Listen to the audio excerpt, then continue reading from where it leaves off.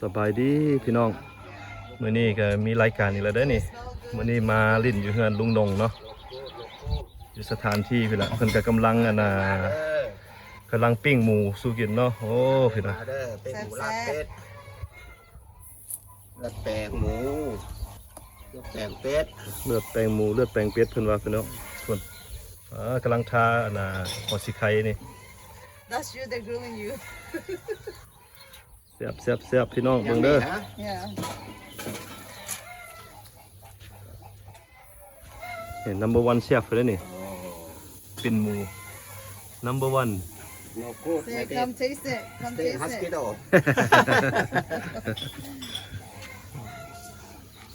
เบิ่งพี่น้องกำลัง Rubbing all the herbs. ทาเดี๋ยวนี้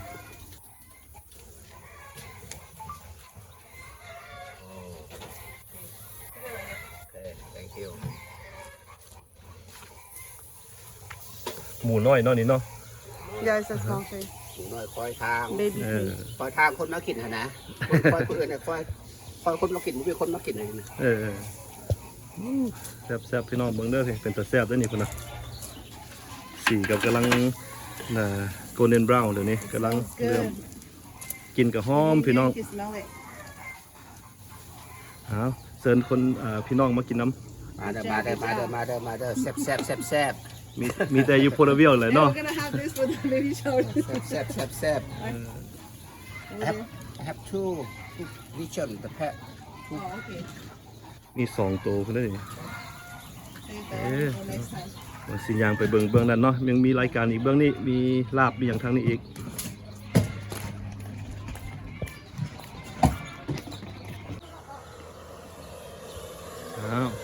มาทางพี่ก็มีอีกรายการหนึ่งเนาะอยู่ทางพี่อันนี้กำลังล้นเป็ดเนาะพี่น้องมีแต่อาหารแซ่บๆมื้อนี้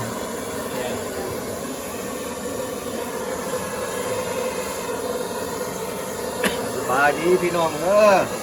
ใครอยากเป็ดมาบ้านตู้นงพี่เด้อบ้านลุงนงพี่ มื้อนี้รายการอย่างลุงน้องเฮ็ดหยังสิกินเลย โอ้เฮ็ดเลือดแปลงเป็ด โอ้เลือดแปลงอยู่พี่เนาะ เบิ่งพุ่นมาเบิ่งเลือดแปลงกับพี่น้อง เป็นผู้ล้นแค่พุ่นอันผู้เป็นหัวหน้าใหญ่หั่น ไม่ครัวเนาะไม่ครัวเนาะ พี่น้องพี่ลาบแปลงเรีย บ้าน บร้อ แม่ ยแล้ว พิษปากแดง ไปช่วยน้องมื้อนี้เนาะ กินลาบเลียดไม่สบายดีวันนี้มากินลาบเลือดลาบเป็ดนำกันมื้อนี้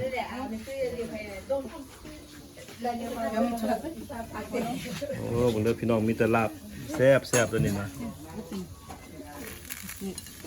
กินหัวรสซ่องอ่ะ See? Look closer. ลูกแม่ที่ชายพูดอันน้องชายอยู่โอทิตัน พี่ มา มา เด้อพี่น้องมาเด้อนะ อ่ะ สบายดี ไปส่งไปให้น้องชายอยู่โอทิตันพันยางมันวิธีอยู่ มากินอยู่โพธิเวียลเด้อบอกเพิ่น ช่วงเดือนที่มา อยู่อันตู้เย็นหั่น โอ้ป้าล่าหรือวะ ยังมีหมกแตงป้าล่า เดี๋ยวอะไรเนาะเดี๋ยวอะไร อย่าล่างหลอดลายมันบ่นัว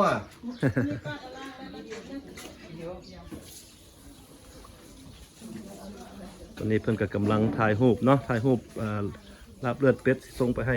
หลานเพิ่นเบิ่งทั้งเป็ดทั้งปิ้งหมูเนาะมื้อนี้เนาะ นี่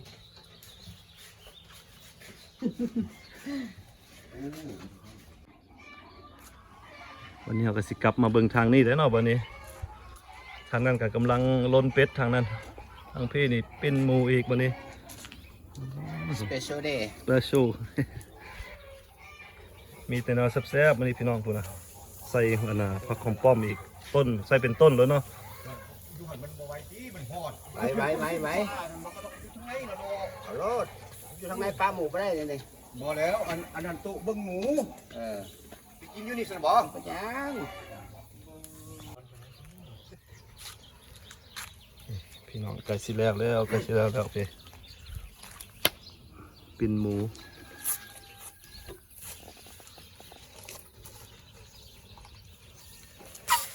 บ่ได้หูจักเพิ่นนะ ฮะ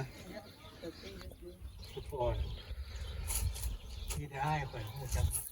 เราบองยาแล้วมันต้องฝรั่งเราบองยามานำ กำลังจัดพักเนอนนี่เนาะ จัดพักอันนี้นะผักข้าวทอง มาเด้อมาเด้อกินน้ำเด้อพี่น้องเอ้ยบนนี้บนเฮือนเป็ด แม่นแหละมีทั้งเป็ดทั้งหมูมื้อนี้มีหลายอย่าง ผู้คุกก็เฮ็ดผู้คุกก็เฮ็ดแซ่บ แม่นแม่น แซ่บเอาท พ อ อ ด เฮ็ดเป็นดิเฮ็ดแซ่บ ทอดปิ้งหมูนะปิ้งหมูปิ้งหมูสำหรับบาร์บีคิวนะโอ้วันนี้จบปลาเขาดีไว้ มันจะก้าวบุญเรื่องกันเล่นนี้เจ้าน่ะ ปกติมาเลยเนี่ยมันเคยนั่งโดนมันเคยสิโทรอยู่ เนาะโอ้ทางนี้กำลังซับเนาะ ทำปริยา เมฆัวสั่น ซอย เมื่อวัน number one แล้วนี่ เมื่อวันเมฆัวปากแดงโซบแดงเขากินกระแซ่บ โยงกันเลยเนี่ย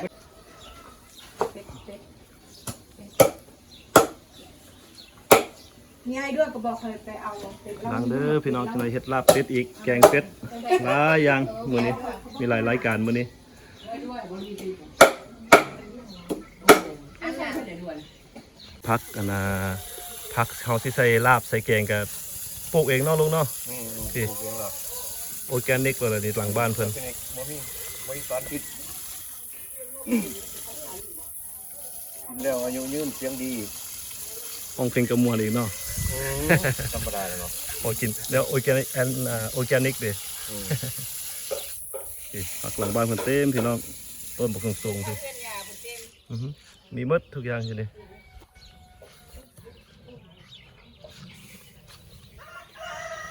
สบายดีสบายดี There's food inside or in the hall. โอเคโปรเช็ค Check it out. ตัวละ30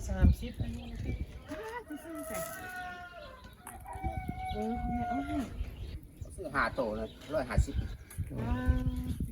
ราคา2ชิ้นแล้วราคาไว้ตู้เย็นนี่บ่มีเวลาที่จะกินมาราคาเมื่อนั้นมื้อนี้อยู่มาปิ้งกันแล้วเพิ่น โอ้ยสุกปากมัน ค่านี่ สุกปากมันสั่น ติดต่อมันยังได้อยู่อะ ติดต่อได้อยู่ จักจังเทศมันฮู้จัก เพื่อนนี่ดูท่านขัดเขาจะเอาไม้ไทยอีกท่านมีหลาย ใกล้สิแล้วเนาะใกล้สิแล้วพี่น้อง เขาไปเอามันนั่นแหละ 150 เอาประมาณนั้น จะไปซื้ออยู่บนโต๊ะครับน้อยไปได้นี่บ่ฮอด คันว่ามีการสังสรรค์เนาะก็ต้องมีเฮนเนสซี่นี่แหละเนาะต้องมีนำเป็นนิสัยเพิ่นว่าบ่มีบ่ได้เด้อตัวนี้เนาะ สบายบันเทศนะสบายบันเทศ ตั้ม take picture หมูก็กำลังออกมางามแล้วนี่กำลังนั่นน่ะเรื่อง นี่ลูกไผ่ลูกไผ่เนี่ย นี่กับบ่ได้เห็นกันดนเนาะกับอันนี้เป็นในครูสอนขับรถได้นี่นะ ยังบ่ได้ลืมได้ลายเซ็นย้อนเพิ่นนี่ได้นี่แม่นบ่ ชนะเลยเหรอ เจ้าใส่สนาวนะ มีอย่างอยากทำเฮลโลไผ่บ่สบายดีพ่อแม่พี่น้องเลย สบายดีหมดทุกคนเด้อมาเด้อมื้อนี้มาปิ้งหมูเลือดเป็ด ชนะจากเซนบุรี โอ้ โต ให้เต็มยศเลยบ่ จากแขวง บ่แม่นเจ้าหรอกเป็นชาติไซสนะ จ้า กันซ่าเหรอกันซ่าเนาะ โอเคดนได้พบกันเทื่อนึงเนาะมื้อนี้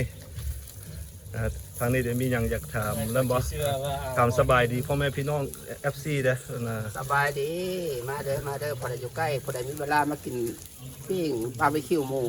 นั่นน่ะหมูแซ่บๆเนาะมื้อนี้เนาะ มีเลือดเป็ดอีกเนาะ โอ้ทั้งเลือดเป็ดทั้งปิ้งหมูมื้อนี้โอ้จัดเต็ม หมูน้อยคอยทางได้เนี่ยคอยให้คนมากินนะ เออ คอยทาง นี่หมูก็กำลังใกล้เสียแล้วพี่น้อง number 1เด้อนี่เชฟนี่นะมื้อนี้มีแต่ number 1หมดละเชฟทั้งเป็ดทั้งหมูมีหมดทุกอย่างมื้อนี้ แต่ว่าคุกแข่งกันเด้ ลาบเป็ดกับคุกหมู เบิ่งว่าตัวใดสิโซเอากันเนาะ ไอ้ ถูกพี่น้องผู้ดีแซ่บกันว่าเนาะ ลาบเลือดนะ ตัวบ่น้อยตัวบ่ใหญ่ ว่าตาจะกิน พี่น้องอยู่โพเดเวลได้มื้อนี้ผู้ใดสนใจเนาะมาลินโพเดเวลนี่มีปิ้งหมูมี นี่นะคือพวกเขาก็มาจังหน่อยว่ะ ลาบเลือดเป็ดเนาะพี่น้อง อ๋อนี่ สถานที่เพิ่นกันใหญ่พี่สถานที่ ขึ้นอะไรหมดนี่นะเขาอยู่กับไม้อยู่กับไม้ ทั้งนกทั้งงัวเพิ่นมีหมดอยู่นี่เป็ดไก่สถานที่ไอ้สายสมอนเนาะนี่พี่น้อง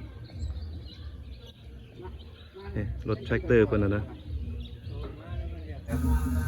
นี่เพิ่นก็สิซิมให้เบิ่งเนาะว่าเป็นจังได๋ อันนี้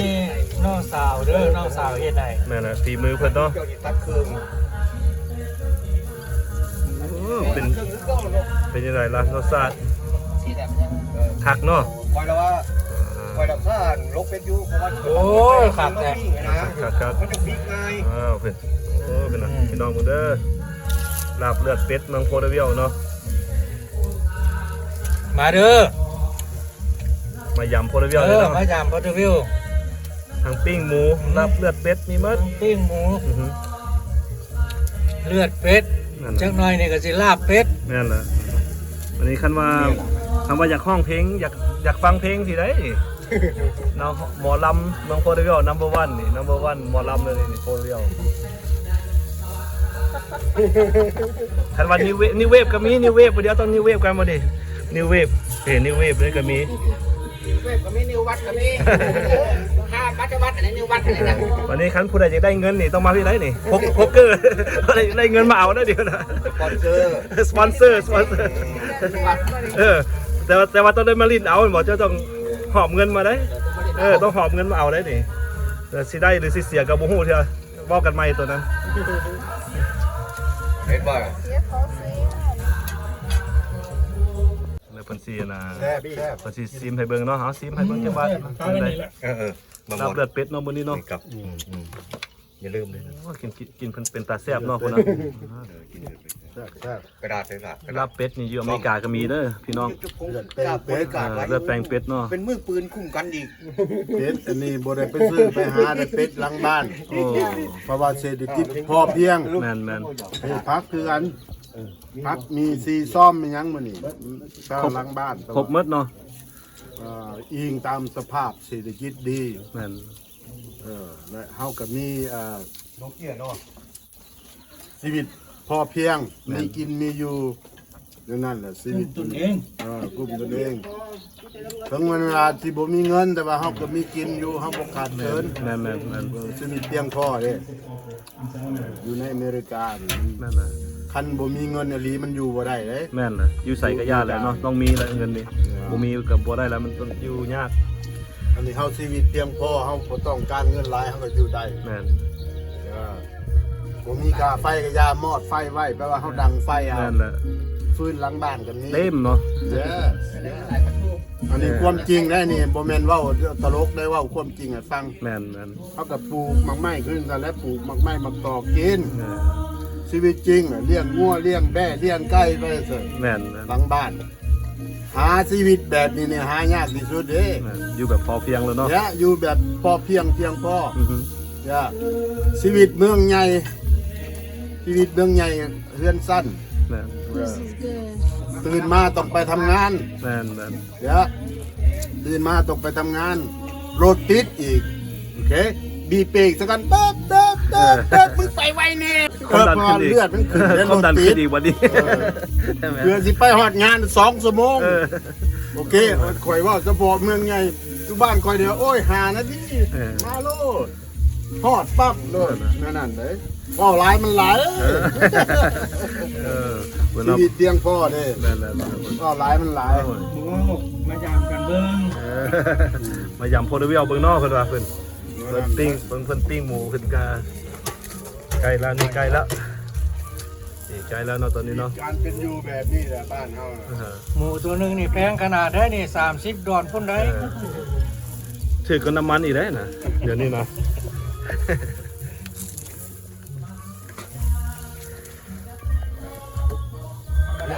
ปาดกินแล้วได้เนี่ย เรื่องน้ำมันนั่นอเมริกามันก็มีบ่ออยู่แคลิฟอร์เนียนี่ก็มีบ่อแต่ว่าบ่อบ่ใหญ่เขาบ่ได้ขุดค้นหลายอยู่เท็กซัสนี่ก็มีบ่ออยู่阿拉斯ก้าอีกก็มีบ่อ แม่น บ่อน้ำมันเรื่องมันว่าสิแพงจังน้อย แต่ว่าเขาบ่ขาดเกินปั๊บเขามีไส้ตลอด แม่น นั่นน่ะเลยอีกอย่างนะ แคลิฟอร์เนียนี่มันคนมันสิแพงนี่มันเอามาแต่พุ่นนะมันบ่ใส่ของมันอยู่ บ่ใส่ของมัน อืม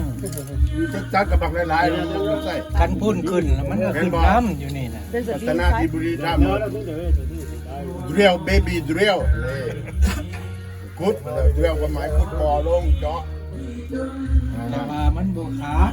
มันบ่ขาดจะมันแพงจังน้อยยามัน เทสเซอร์เทสเซอร์ เอาบัดนี้ปาดเบิ่งเอาปาดกินจากเตาเลยเบิ่งบัดนี้ ค้าเตารถ เออปาด ปาดเอารถ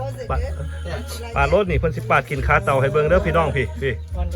โอ้พี่เพิ่น แซ่บหรือบ่ค้าเตาเนี่ย คุณน่ะโชว์ ตัวสี่ฮะ โอ้ thank you ค้าเตาเป็นแซ่บ เอาไปสิรถเนาะ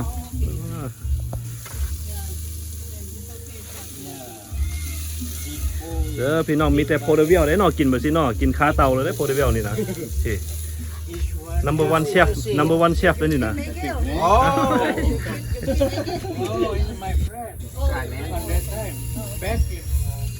อ้าวเจ้าไซสนะเจ้าได้มาหาเนี่ยเจ้ามายำโอ้ย เจ้ามาได้สยบุรีเนี่ยทุกไอ้ทุกไอ้ไซสนะ บ่แม่นเจ้าแม่นจ้า กินแบบคักๆพี่มันซอยมาจากเตาเลยพี่นะพี่น้องมื้อนี้ โอ้ fresh off the grill เห็นบ่เอาไปสิเลยได้โพเดเวียลนี่นะซอยจากเตาเลยได้แบบนี้ เอานี่บ่ไปนะ มื้อนี้ซุ่มแซวกันเด้อพี่น้องมีหยังก็เว้าตลกเว้าหัวกันซื่อๆเด้อกันหักเพลงมนต์ซื่นกันเนาะแล้วก็ปิ้ง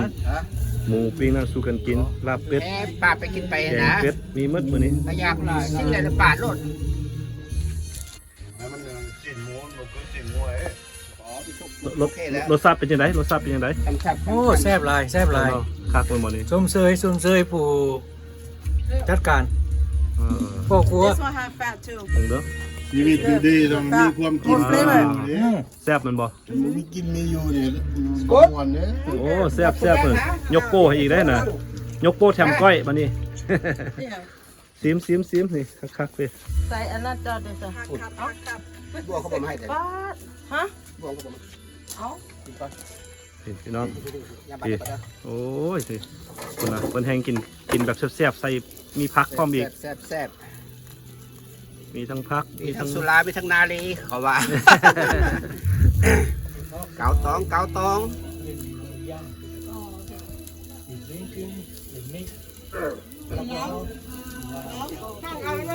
โดยแต่ ทั้งดาวได้ปอก เจ้าหน่อยเอา กินแล้วนะไม่ได้หาไปนอนรับเลือดเนี่ยมันของ หวานนายบ่ครับใครนายบ่ครับปนเป็นนายบ่ครับปนกินก่อนได้แล้วนี่สดแล้วนี่คำใหญ่ๆเลยนี่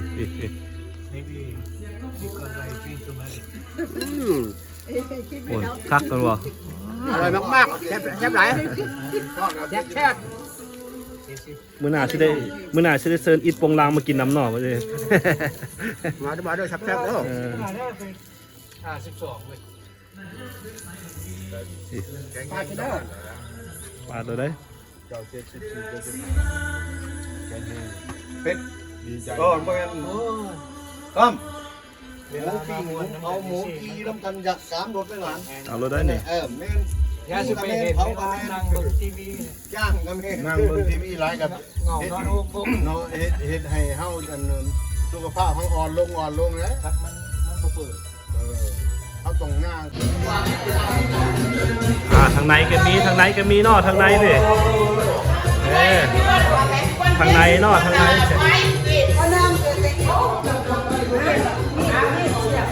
ทางนอกก็มีทางในก็มีเนาะพี่น้องลาบสดๆลาบสดๆเนาะลาบเป็ดลาบไก่แซ่บกินแซ่บคนว่าเนาะโอ้her birthday today my mom birthday her real birthday today thank you everybody thank you everybody and happy Sunday happy Sunday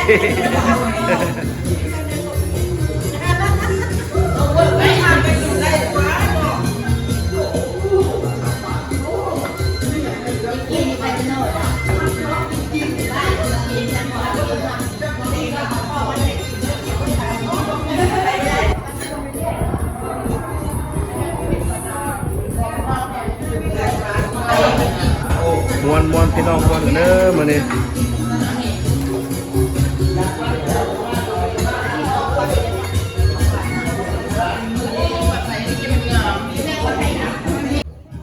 เฮ็ดว่าจนเอาน้องงัวบ่เลย ไปเอาที่น้องเมียวน้องงวงบ่ได้ มันให้อาบน้ำมาป้าเสียดายเด้กินนี่ ตาย เอาแต่เมื่อนั้นจนฮอดมื้อนี้ เอาบุดเดียวนะคนละห้าคนหมดสี่เกลียวอ่ะ มื้อ กิ นี้ นกันบ้านจะซ้ำพี่น่ะจ้วงนะเป็นยาวๆซะหูแม่มันสี่เทื่อยังบ่หมดอ่ะ ว่าเหลือแต่ ก็ยังว่าเมาหาวฟื้นขิงกันยังว่า ขนาดเจ้าของที่ก็ยังนอนอยู่พี่เลยมื้อนี้หากระปืน มากินก่อนนี่นอนอย่าง เมื่อวานนี่9 โมงเช้า เราเป็นเศร้าได้ตื่น เอาวันนี้ก็สิเป่าวันนี้สิเป่าเค้กให้แม่เนาะวันนี้เนาะอายุ60วันนี้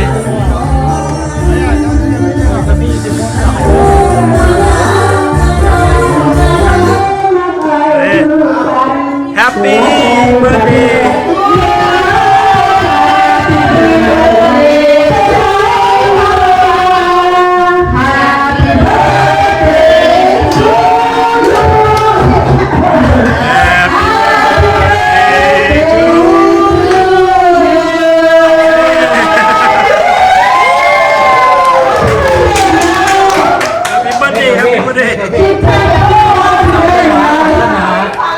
ปรารถนา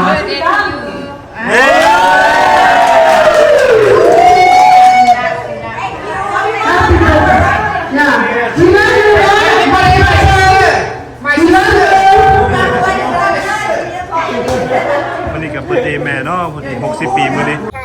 แล้วก็นั่งคุมแซวกัน อันนี้ก็เมิดเท่านี้แล้วเนาะพี่น้องฉะนั้นก็สิได้พบกันใหม่เนาะมีหยังก็คอมเมนต์มาเด้อพี่น้องมีหยังอยากให้เปลี่ยนแปลงก็คอมเมนต์มาแล้วก็ขอกรุณาsubscribe ให้แน่แล้วก็คลิกไลค์แชร์ให้แน่เด้อพี่น้องอันนี้ก็กำลังเรียนเฮ็ดไปนี่แหละมีหยังก็คอมเมนต์มาได้เด้อพี่น้องใจหลาย